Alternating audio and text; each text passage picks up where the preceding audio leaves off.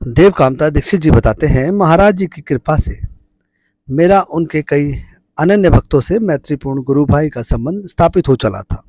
महाराज कुमार विजयनगरम भी इन्हीं ऐसे मित्रों में से थे। उनके देहावसान का समाचार पाकर मैं भी बहुत दुखी हुआ, परंतु महाराज कुमार के अलावा उनके परिवार में मेरा कोई भी परिचित न था।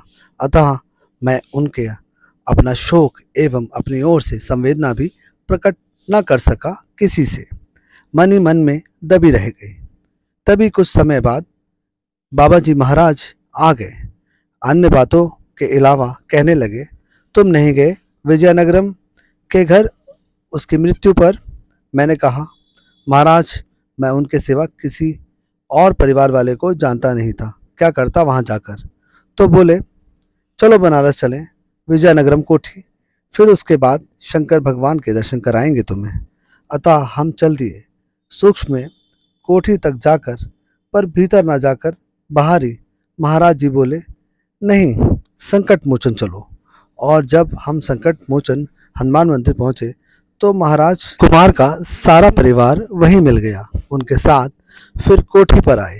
आवश्यक औपचारिकता के बाद हम सीधे विश्वनाथ जी के मंदिर पहुंचे, परंतु वहां मंदिर में ना जाकर बाबा जी सीधे ज्ञानव्यापी पहुंचे। वहां उन्हें एक विचित्र वेशभूषा में साधु किस्म का एक व्यक्ति मिला, जिससे महाराज जी भी बड़े विचित्र भाव से एवं अंतरंगता के साथ मिले। वह साधु भी महाराज जी से ऐसे मिला और इस तरह की बातें करता रहा मानो वह महाराज जी की महत्ता जानता ही ना हो और उन्हें एक साधारण दर्शनार्थी मात्र समझता हो। अपने प्रभु के प्रति उसका ऐसा व्यवहार देख उस मनुष्य के प्रति मेरा मन शुद्धता एवं खिन्नता सी व्याप हुई। तभी महाराज जी ने मुझसे कहा, इसे 4 आने दे दे। मैंने बड़े बेमन से बाबा जी की आज्ञा से उसे 4 आने दे दिए। मन में तो रोष भरा था। तभी महाराज जी बोले, संत के प्रति बुरे भाव नहीं रखने चाहिए। मेरी समझ में नहीं आया कि वह व्यक्ति संत कैसे हो सकता है। फिर हम सीधे वापस आ गए कानपुर। मैं मन ही मन सोचता रह गया। महाराज जी ने कहा था शंकर भगवान के दर्शन कराएंगे, पर करवाए नहीं। मेरा यह भाव केवल विश्वनाथ मंदिर के शिवलिंग तक ही सीमित था। बहुत बाद में एक श्री गुहा महाशय महाराज जी के दर्शन को आए। महाराज जी द्वारा पूछे जाने पर उन्होंने बताया कि विश्वनाथ जी के मंदिर से भी अधिक महत्ता ज्ञानव्यापी की है, जहाँ भगवान शंकर अनेक वेशों अनेक रूपों में घूमते रहते हैं, कोई जान नहीं सकता। अतएव वहाँ घूमते बैठते हर साधु संत जोगी भिखारी आदि को कुछ न कुछ दान में अवश्य देना चाहिए। पता नहीं शंकर भगवान किस वेश में हो उस वक्त।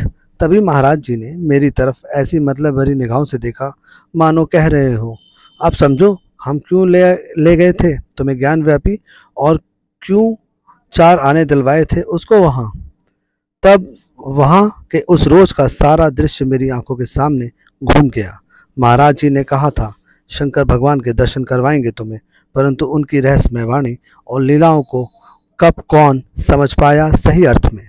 मन बुद्धि वाणी की कोई क्षमता नहीं कि बाबा जी को समझ सके, जान सके, और विशेषकर तब जब स्वयं रुद्र अवतार बाबा जी ही अपने ही दूसरे स्वरूप के दर्शन कराने की बात करते हों। मैं तब इतने में ही संतोष में डूब गया कि मैंने ना सही शंकर भगवान ने तो मुझे देख लिया बाबा जी की कृपा से। राम राम।